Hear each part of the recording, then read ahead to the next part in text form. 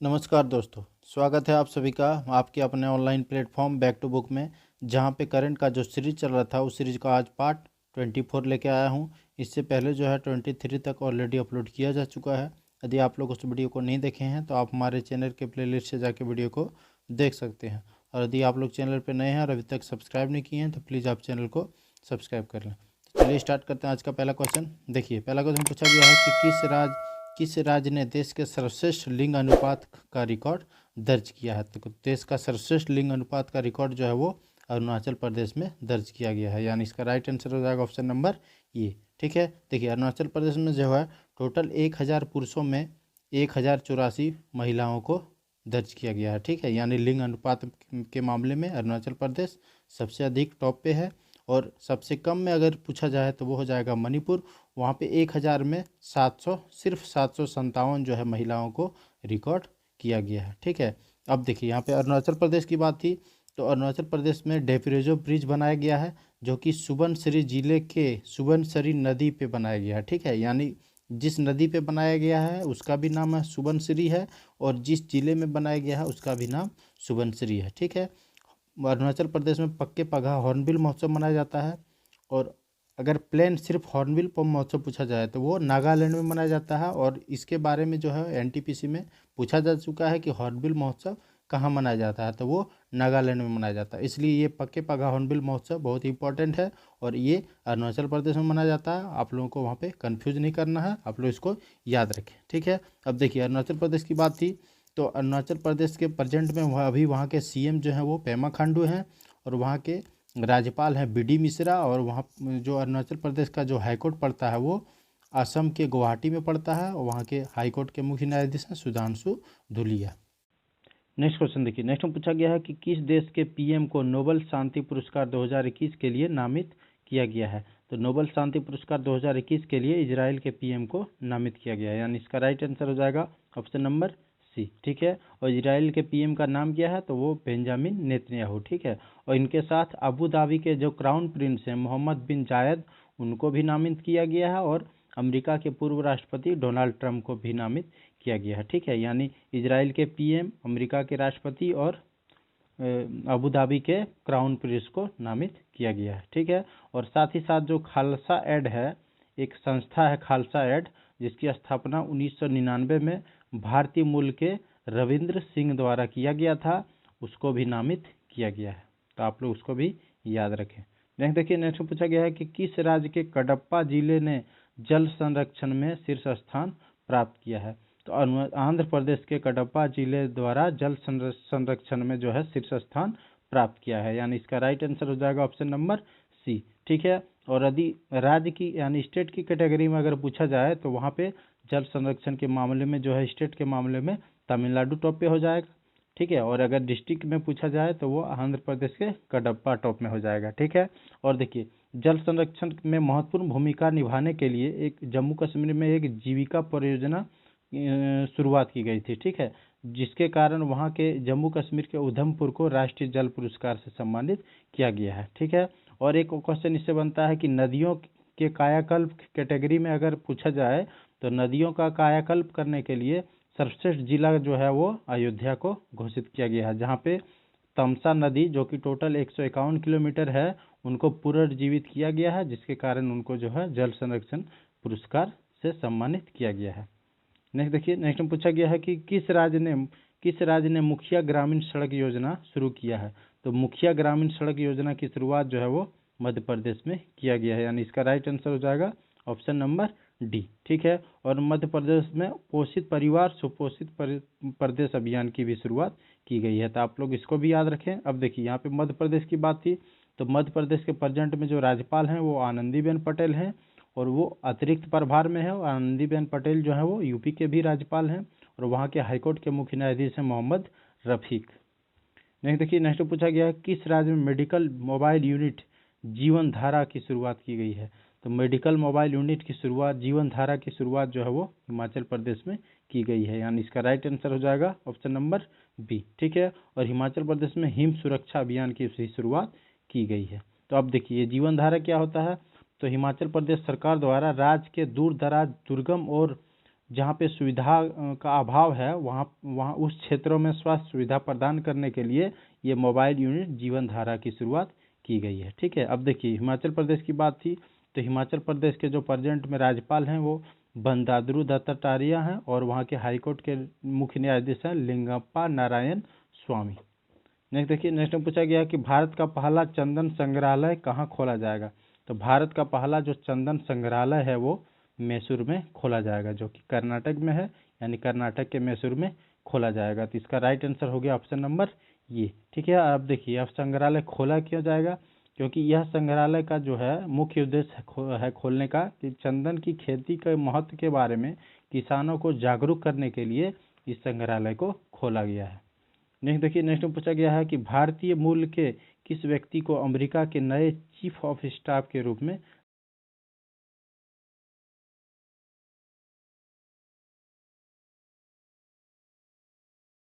नामित किया गया है।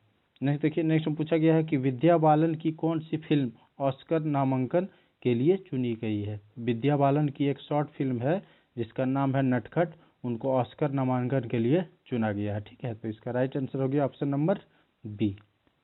नेक्स्ट देखिए, नेक्स्ट पूछा गया है कि आई एम नो मसीहा किसकी आत्मकथा है।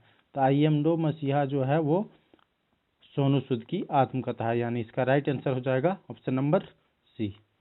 नेक्स्ट देखिए, नेक्स्ट पूछा गया है कि किस देश के शहादत रहमान अंतर्राष्ट्रीय बाल शांति पुरस्कार जीता है। तो बांग्लादेश के जो शहादत रहमान है वो अंतर्राष्ट्रीय बाल शांति पुरस्कार जीता है, यानी इसका राइट आंसर हो जाएगा ऑप्शन नंबर डी। ठीक है, और इनको यह पुरस्कार से क्यों सम्मानित किया गया है, तो साइबर बाल अपराधों को रोकने के लिए इनके द्वारा जो कार्य किया गया है उसी के लिए इनको शहादत रहमान को अंतर्राष्ट्रीय बाल शांति पुरस्कार से सम्मानित किया गया है। देखिए ये हैं शहादत रहमान।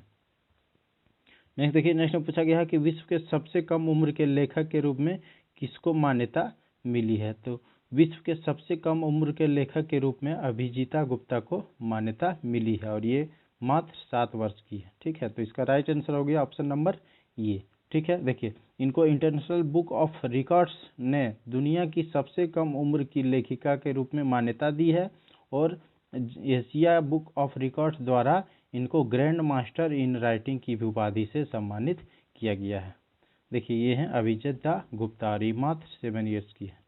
नेक्स्ट देखिए, नेक्स्ट में पूछा गया है कि किस राज्य ने ग्रामीण परिवारों को नल कनेक्शन प्रदान करने में शीर्ष स्थान प्राप्त किया है। तो ग्रामीण परिवारों को नल कनेक्शन प्रदान करने में शीर्ष स्थान जो है वो तेलंगाना द्वारा प्राप्त किया गया है, यानी इसका राइट आंसर हो जाएगा ऑप्शन नंबर बी। ठीक है, और यदि पूरे स्टेट में अगर नल कनेक्शन पहुंचाने वाला पूछा जाए, सभी घरों में 100% घरों में नल कनेक्शन पहुंचाने वाला राज्य अगर पूछा जाए तो वहाँ पे हो जाएगा गोवा, जिसके बारे में मैं पिछला वीडियो में बता चुका हूँ कि हर घर जल योजना में जो है शीर्ष में कौन स्टेट रहा है, तो वो हो जाएगा गोवा। ठीक है, अब देखिए यहाँ पे तमिलनाडु की बात थी, तमिलनाडु के प्रेजेंट में तेलंगाना की बात थी, तेलंगाना के प्रेजेंट में राज्यपाल हैं तमिल साई सुंदरराजन, और वहाँ के हाईकोर्ट के मुख्य न्यायाधीश हैं हिमा कोहली।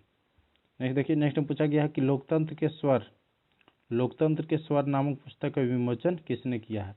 तो लोकतंत्र के स्वर नामक पुस्तक का विमोचन जो है वो राजनाथ सिंह द्वारा किया गया है, यानी इसका राइट आंसर हो जाएगा ऑप्शन नंबर ए। नेक्स्ट देखिए, नेक्स्ट में पूछा गया है कि 2020 का बुकर पुरस्कार किसने जीता है।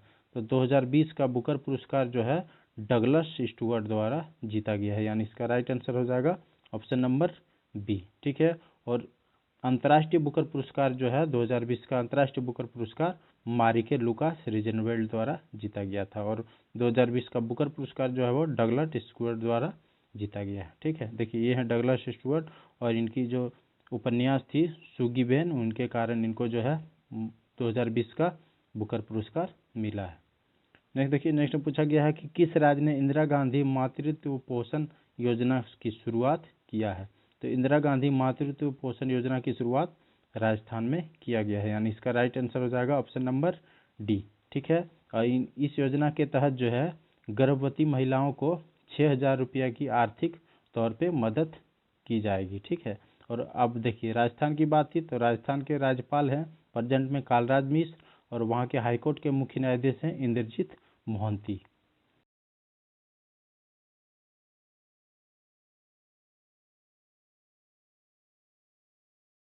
योजना नामक नई ग्रामीण आवास योजना की शुरुआत महाराष्ट्र सरकार द्वारा की गई है, यानी इसका राइट आंसर हो जाएगा ऑप्शन नंबर बी। ठीक है, अब देखिए महाराष्ट्र की बात है तो महाराष्ट्र के प्रेजेंट में राज्यपाल हैं भगत सिंह कोश्यारी और वहाँ पे हाईकोर्ट के मुख्य न्यायाधीश हैं दीपंकर दत्ता।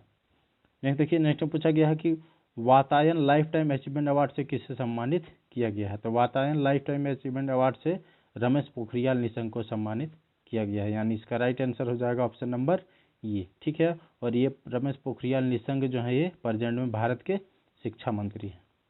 नहीं देखिए, नेक्स्ट पूछा गया है कि आदित्य विक्रम बिरला कला शिखर पुरस्कार से किसे सम्मानित किया गया है। तो आदित्य विक्रम बिरला कला शिखर पुरस्कार से नसरुद्दीन शाह को सम्मानित किया गया है, यानी इसका राइट आंसर हो जाएगा ऑप्शन नंबर बी।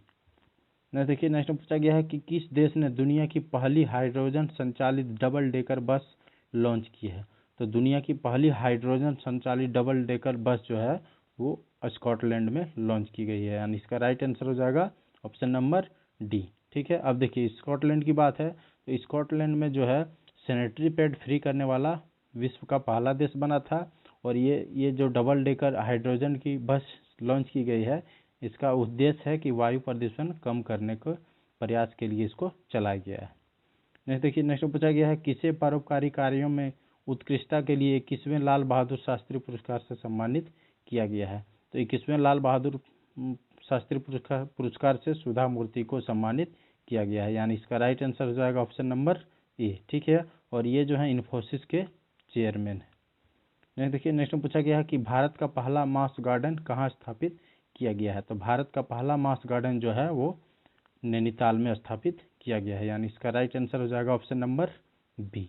ठीक है, और इसका उद्घाटन जो है वो इंडिया के जो वाटरमैन जिनको बोला जाता है उनके द्वारा इसका उद्घाटन किया गया है, जिनका नाम है रविंद्र राजेंद्र सिंह। नेक्स्ट देखिए, नेक्स्ट में पूछा गया है किसे डॉक्टर ऑफ साइंस की उपाधि से सम्मानित किया गया है। तो डॉक्टर ऑफ साइंस की उपाधि से के सिवान को सम्मानित किया गया है, यानी इसका राइट आंसर हो जाएगा ऑप्शन नंबर ये। ठीक है, और ये जो के सिवान है वो प्रेजेंट में इसरो के चेयरमैन है। नेक्स्ट देखिए, नेक्स्ट पूछा गया है कि क्यूएस एशिया यूनिवर्सिटी रैंकिंग 2021 में कौन शीर्ष पर रहा है। तो क्यूएस एशिया यूनिवर्सिटी रैंकिंग 2021 में जो है वो नेशनल यूनिवर्सिटी ऑफ सिंगापुर जो है वो शीर्ष पे रहा है, यानी इसका राइट आंसर हो जाएगा ऑप्शन नंबर ये। ठीक है, और अगर भारत के बारे में पूछा जाए तो भारत में जो है आईआईटी मुंबई शीर्ष पे है। नेक्स्ट देखिए, नेक्स्ट पूछा गया है कि किस टाइगर रिजर्व में बाघों की आबादी दोगुना करने के लिए अंतर्राष्ट्रीय पुरस्कार जीता है। तो पिलभित टाइगर रिजर्व जो है वो बाघों की आबादी को दोगुना करने में अंतर्राष्ट्रीय पुरस्कार जीता है। यहाँ पे 2014 में जो है टोटल 25 बाघ था, ठीक है, जो कि 2018 में बढ़ के 65 हो गया, जिनके कारण इनको अंतर्राष्ट्रीय पुरस्कार मिला है। नेक्स्ट देखिए, नेक्स्ट पूछा गया है कि किस राज्य में दुनिया का सबसे बड़ा खिलौना संग्रहालय बनाया जाएगा। तो सबसे बड़ा खिलौना संग्रहालय जो है वो गुजरात में बनाया जाएगा, यानी इसका राइट आंसर हो जाएगा ऑप्शन नंबर बी। नेक्स्ट देखिए, नेक्स्ट पूछा गया है कि भारतीय सेना के इंजीनियर इन चीफ के रूप में किसे नियुक्त किया गया है। तो भारतीय सेना के इंजीनियर इन चीफ के रूप में हरपाल सिंह को नियुक्त किया गया है, यानी इसका राइट आंसर हो जाएगा ऑप्शन नंबर ये। देखिए ये है हरपाल सिंह। नेक्स्ट देखिए, नेक्स्ट पूछा गया है कि मास्क बैंक का उद्घाटन कहाँ किया।